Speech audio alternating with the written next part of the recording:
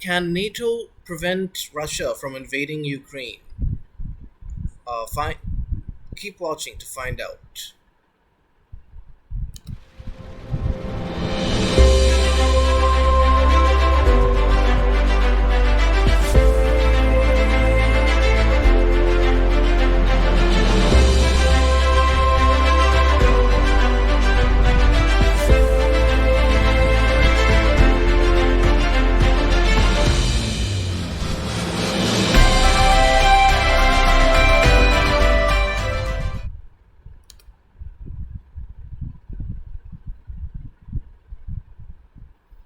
Hello, dear viewers. I am a global nationalist. I support nationalism in my country, India, and in all countries around the globe.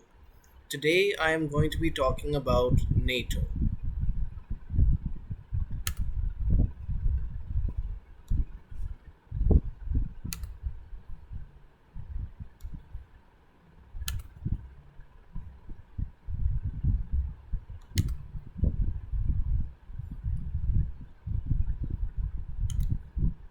So, NATO, today I want to talk about what it should get from the Geneva talks between Biden and Putin. The details of the talks held between President Biden and President Putin on January 9th and 10th to discuss the crisis in Ukraine.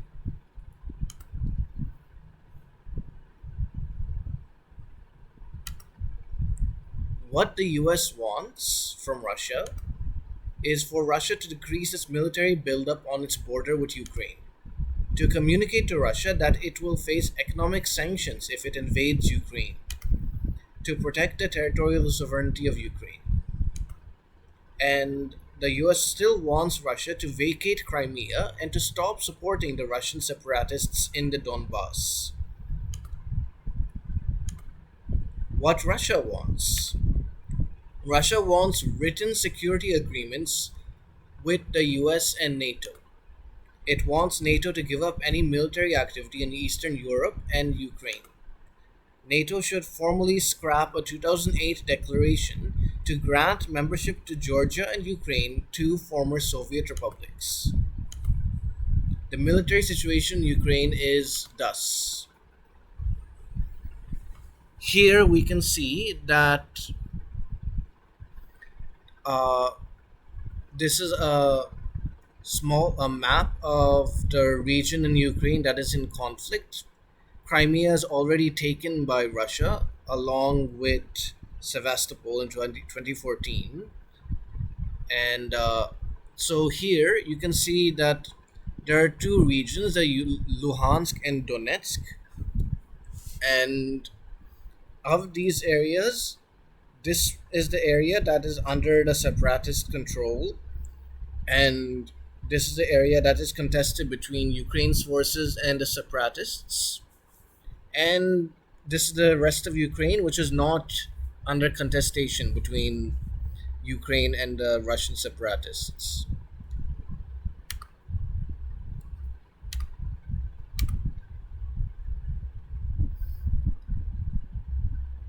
So, what I think needs to be done by NATO is that uh,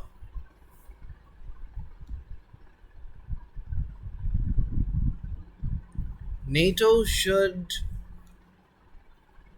understand why Russia is so concerned about Ukraine, what its emotional attachment is to Ukraine, which I've spoken about in other videos, which I'll go over quickly. To understand exactly what Putin wants and how he feels about Ukraine, you need to travel back 3 centuries to the time of the Great Northern War, 1700 1721. The dominant military power of Northern Europe in those days was Sweden, under the leadership of Charles the 12th. The Great Northern War pitted Charles against Frederick IV, the King of Denmark and Norway, Augustus the Strong, who was simultaneously Elector of Saxony, King of Poland, and Grand Duke of Lithuania, and the Muscovite Tsar Peter I. By 1709, the Swede had defeated both Frederick and Augustus, but he met his match in Tsar Peter. At the Battle of Poltava, Peter the Great won his most important victory. The Swedish army was forced to abandon its advance on Moscow and marched south to establish winter quarters. And the location was the town of Poltava, which is around 200 miles east of Kiev. Today, it lies in eastern Ukraine, not far from the contested areas around Luhansk and Donetsk. Now, Poltava then was not in Russia, but it was not in Ukraine either, not in a modern sense anyway. Uh, it um, so this shows that, and from this area in this battle, Peter the Great won and defeated the Swedes. And so that's why Poltava and this area, Donetsk and uh, the Luhansk, are considered by Russia as part of its own territory because it was part of the Russian Empire. So NATO must be sensitive to these sentiments that Russia has. But NATO must also be firm with Russia that it needs to not engage in an invasion of Ukraine, that it should not invade Ukraine. Now, uh, Neil Ferguson in this article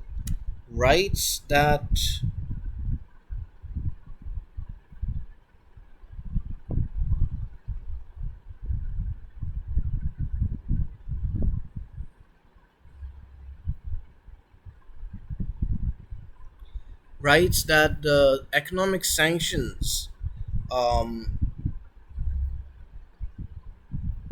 that the U.S. will threatens to impose on Russia might not be very costly to it. For example, sanctioning Russian commodity exporters would be costly not only to Russia but also to many other countries. The US could add Rosneft, the Russian oil company, to Treasury's specially designated nationals blacklist, but that would hardly help the administration's inflation problem because it needs goods to be imported into the US, which, according to Mr. Ferguson, can reduce inflation in the US. Sanctions on Nord Stream 2 would be a relatively minor punishment because it would not affect Russia's ability to generate gas revenues. And Moscow is well poised to withstand secondary sovereign debt sanctions since it has $620 billion in foreign exchange reserves, a debt to GDP ratio of just 18%, and planned budget surpluses for the next 2 years. So, while economic sanctions will definitely hurt Russia, it may not be enough to discourage it from invading Ukraine. And here, in this interview by Tucker Carlson of Tulsi Gabbard, she explains that the dangers of U.S. escalating tensions with Russia. She joins us tonight. Congresswoman, thanks so much for coming on. Does what's happening in eastern Ukraine, whatever you think of it, constitute a core American interest, do you believe? No. So this is a firm statement by Tulsi Gabbard, who is a lieutenant colonel in the United States Army and a former congresswoman and a former presidential candidate. And in the last elections, the fact that she's so certain that there's no core American interest should be food for thought for people who are worried about this. Ukraine does not serve a core American interest. It's not an ally of the US. It's not a NATO ally. And if Russia does invade Ukraine, US will not be put into immediate or imminent danger.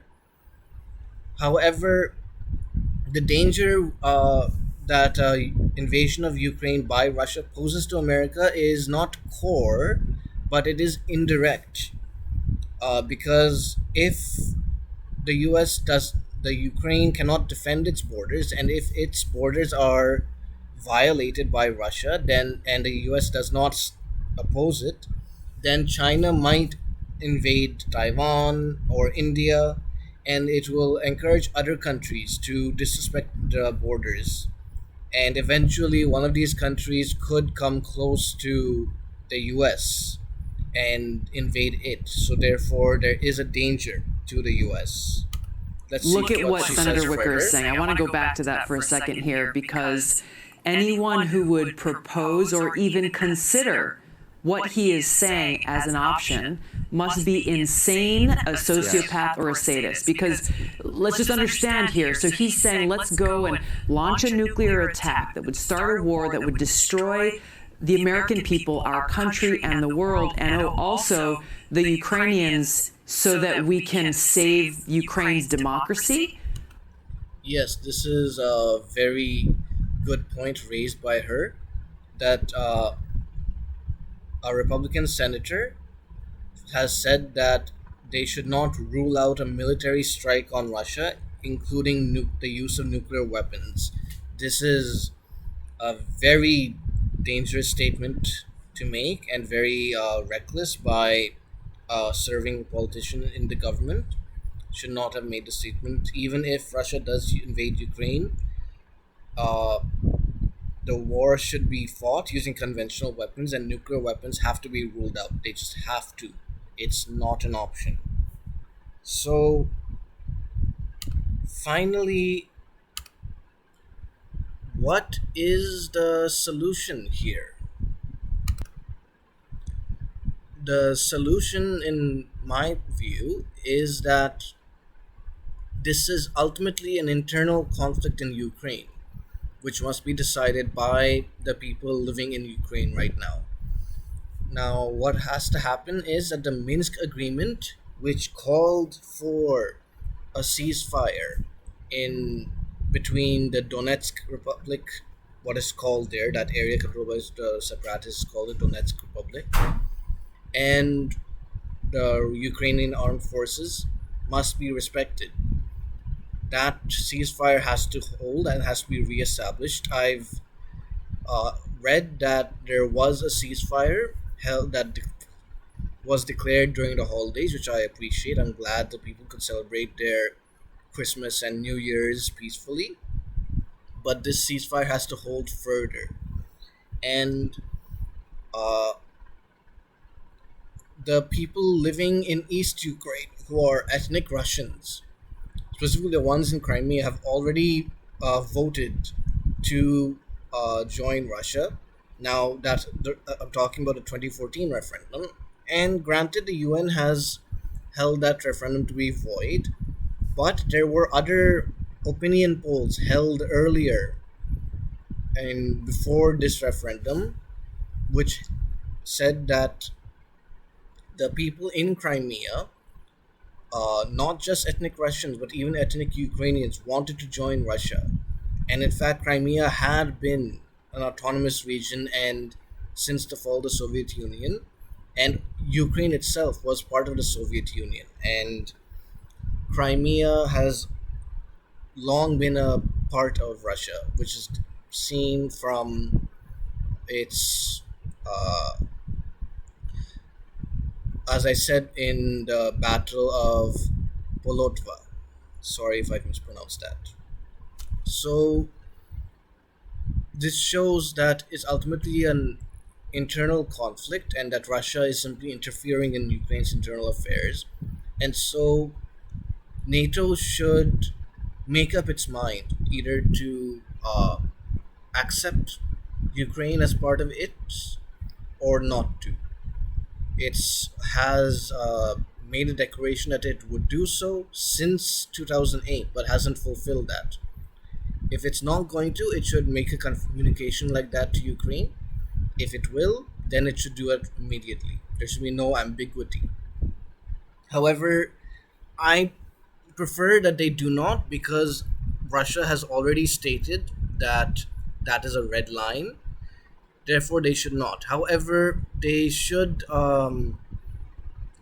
continue to provide arms to Ukraine so that in the event of an invasion by Russia, they can defend themselves. And if there is an invasion, I think, and NATO can voluntarily, if not obligatorily, can voluntarily come to the aid of Ukraine. And I think that NATO countries that are neighboring Ukraine should lead the fight, and not countries that are outside the region like France, UK, and the US. But ultimately, I think that what will resolve this is if the United Nations holds a referendum in the areas held by the separatists, and to decide to ask the people whether they want to join Russia, remain in Ukraine, or create a separate country. If and this referendum must be held without any Russian military forces, Russian separatists forces, or Ukrainian military forces in the region. They must all be removed, and only UN peacekeeping forces should remain to conduct the referendum.